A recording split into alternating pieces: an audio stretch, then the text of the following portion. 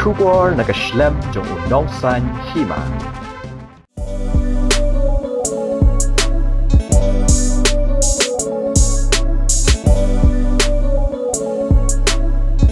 Kakong Margaret Pathaw kala Khur atli ki Takma Ksiar haka 21st Asian Arm Wrestling Championship kabalalong ha Dubai Ajman kabaha United Arab Emirates.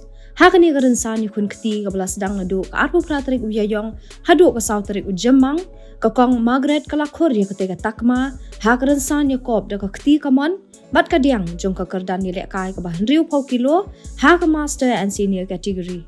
Hubert Palyar ula Khur Takma Ksiar bat rupa haka kerdan nilek kai kabah riu pau kilo jong ka hearing impairment.